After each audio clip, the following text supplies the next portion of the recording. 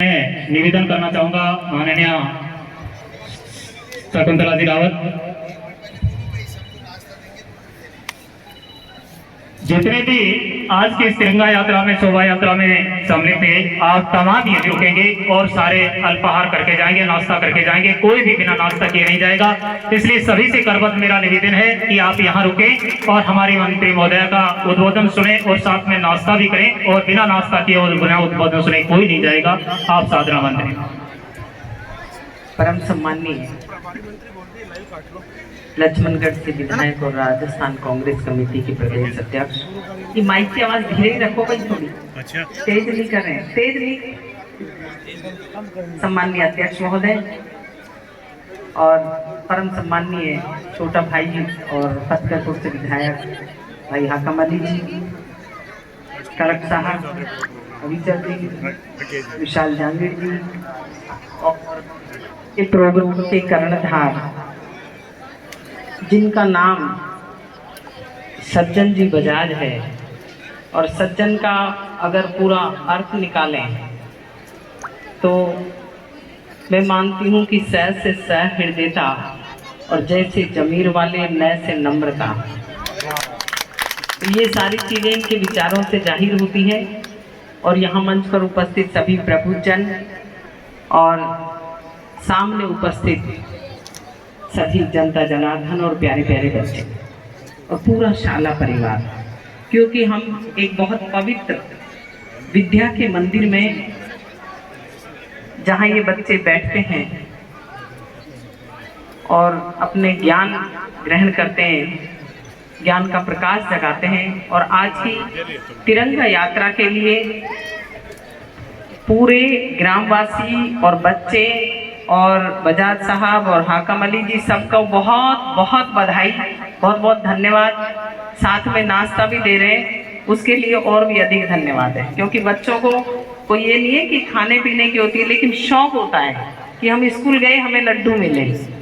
क्योंकि आप लोग नहीं होते थे कि यहाँ मंच पे बैठे हुए सारे जो भी हैं, स्कूल के दिन हमें देखकर बच्चों को याद आ गए कि सिर्फ और सिर्फ यही जिंदगी मस्त जिंदगी होती है बच्चों की, आनंद वाली। इसके बाद तो टेंशन भरी जिंदगियां शुरू हो जाती हैं। तो ये बच्चे मस्त हैं और इनका प्रोग्राम देख लिया तो उनको बड़ी खुशी हो गई कि उन्होंने हमारा प्रोग्राम देखा। बजाज साहब जो बात कर रहे थे पानी की, मैं तो ईश्वर से दुआ करूं इंद्रदेव भगवान सदा बरसता रहे और हम इधर उधर पानी से बच के चलते रहे। ये बड़ी मुश्किल से तो बारिश हो रही है, आप क्यों रोक रहे हो उसको? नहीं, सड़क की क्या आवश्यकता है आपको? सड़क बनी हुई थी, उस पे घरों का पानी था, मैंने ये भी नोट किया। सड़क बनी हुई थी और पानी घरों का था। अब सिर्फ नाली तो बनानी है। और मैं बजाज साहब यहाँ जब से प्रभारी बनी उस दिन से देख रही हूँ कि पूरे राजस्थान में लोग कहते हैं ना विकास पुरुष, आपके विधायक यहाँ के विकास पुरुष नहीं है। मैं कल कह रही गोविंद सिंह डोटासरा जी और हाकम अली जी ये तो पिंक सिटी पुरुष बन गए, दौड़ रहे कामों को ले लेकर के। हमारे यहाँ तो इतना काम नहीं हुआ भाई। जिस सड़क से गए, जिस चौराहे से गए, ये किसने बनाया? विधायकों ने। ये अस्पताल किसने खोला? विधायकों ने, गोविंद सिंह जी ने। अब हाकम अली जी के क्षेत्र में घुसते हैं आगे। ये स्कूल क्रमोन्नत किसने किया? हाकम अली ने। कॉलेज का हाकम अली जी ने, पीएससी हाकम अली ने, सीएससी हाकम अली ने। अरे भाई कोई काम बचा भी है शेष? मैं आपसे पूछना चाहती हूँ। तो इतने काम हो रहे हैं, इतने काम हो रहे हैं। 70 साल के काम एक तरफ रख लो और ये 3 साल के काम आप एक तरफ रख लो, कितने काम हो। मेरे को खुद को थोड़ा थोड़ा ऐसे होता है कि ज्यादा हो रहा है, मेरे क्षेत्र में कम हो रहा है, इनसे मैं भी छीन के ले जाऊं। ये छीनते हैं, विधानसभा में बोलते हैं, अड़ते हैं।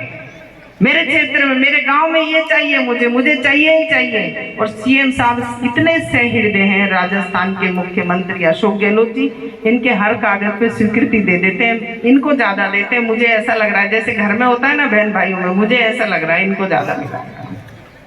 तो आपको तो ज्यादा खुशी होनी चाहिए, बजाज साहब को भी ज्यादा। बजाज साहब आपके जीवन में इतने काम हुए कभी जितने अभी हुए 3 वर्ष में?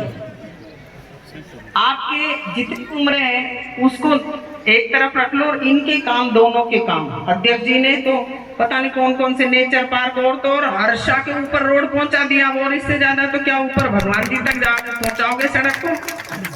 तो इतने काम किए हैं राजस्थान के मुख्यमंत्री अशोक गहलोत जी, जो योजना चलाई, एक एक योजना, किसान मित्र योजना हो, बोना पेंशन हो, वृद्धावस्था पेंशन हो, चिरंजीवी योजना हो, RGSH हो, ऐसी योजना।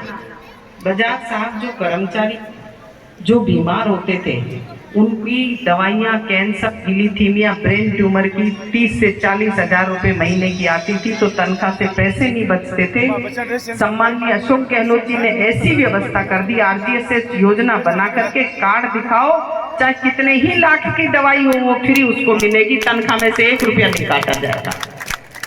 चिरंजीवी योजना में 10 लाख तक का ही नहीं, उसके बाद में भी अगर किसी को आवश्यकता है तो मुख्यमंत्री राहत कोष से चाहे कितने ही लाख का ऑपरेशन हो वो भी फ्री होगा। ऐसी व्यवस्था राजस्थान के मुख्यमंत्री अशोक गहलोत जी ने करी है।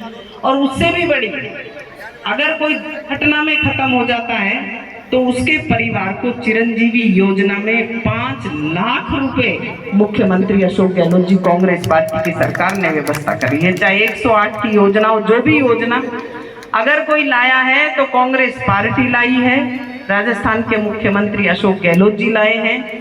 बाकी आप सोचें बजाज साहब, अगर नरेगा योजना नहीं होती भारत देश में तो कोरोना काल के बाद क्या होता देश में। तो ऐसी योजना बनाने वाली कांग्रेस पार्टी है। बाकी तो अभी क्या किया है मैं तो ओपन बता देती हूँ कि सिलेंडर देख लो, 400, 450 से 1000 पहुंच गया। डीजल पेट्रोल 50-55 से 100 को पार कर गया। तो ये महंगाई बढ़ाई है। बाकी और बाकी तो भाई थाली बजवा लें, ताली बजवा लें, दिए जला लो, कुछ भी करो। तो ऐसी योजनाएं तो बहुत है, लेकिन जनता के भले की एक भी योजना नहीं है। और जवाहरलाल नेहरू जी रेडियो के जरिए बच्चों से घरों में अपनी मन की बात करते थे। और जवाहरलाल नेहरू जी ने ही जो तिरंगा हर बच्चे के हाथ में दे दिया था, हर बच्चे के हाथ में, हर स्कूल में ही, हर घर पे, स्कूल में, कॉलेज में, जहां भी थे। तो उन्होंने ही शायद 29 में ही झंडा, जो झंडे के लिए जो त्याग और झंडे का जो महत्व है लहराने वाला, वो उसी समय लहरा दिया गया था जब देश आजाद नहीं हुआ था, तभी जवाहरलाल नेहरू जी ने। तो ये जो कांग्रेस पार्टी है और जो आजादी के लिए अभी गीत गाते हैं अपन, लेकिन अगर उस गीत को सुनते हैं तो रूह कांप उठती है। आज कोई शहीद हो जाता है अपने आसपास गांव में, तो आप देखिए कि हर आंख नम हो जाती है। वो शहीद वहां हुआ था सीमा पर, तो भी उसकी माँ, उसकी बहन, उसकी पत्नी, उसके परिवार से पूछिए, उसके गांव से पूछिए। लेकिन जब देश आजाद हुआ उस टाइम अपनी माँ के सामने, अपनी बहन के सामने अंग्रेजों ने गोलियों से क्रांतिकारियों को भूंदा और अपने लहू से तिलक करा था इस धरती माता का, तब देश आजाद हुआ था। ऐसे ही देश आजाद नहीं हुआ। माँ के सामने फांसी लगना अपने संतान को कितनी बड़ी बात होती थी, और वो बेटा कहता माँ आंख से आंसू और नहीं आने चाहिए। तो उस माँ के त्याग के बलिदान से हमें आजादी मिली, ऐसे ही नहीं मिली। ये झंडा ऐसे ही फहराने को नहीं मिला है। तो आपने आज इस झंडे की आन बान शान में हाकम अली जी, अध्यक्ष महोदय और सभी बजाज साहब, सारे गांव के बच्चे, पूरा शाला परिवार और सामने बैठे हुए, हर हाथ में तिरंगा दिख रहा है। इसकी जो ये यात्रा निकाली उसके लिए बहुत बहुत धन्यवाद, आभार व्यक्त करती हूँ, बहुत बहुत बधाई देती हूँ आपको। और हाकम अली जी ने साहब, मेरा तो प्रोग्राम था, मेरे भी तिरंगा यात्रा है विधानसभा में, पर छोटा भाई है, हाकम नाम नहीं है, इसका हुक्म भी नाम होना चाहिए। मुझे हुक्म दिया कि रहना पड़ेगा यहाँ, और साथ में अध्यक्ष जी को भी कहा कि आपको रुकना पड़ेगा, कोई प्रोग्राम हो जाए।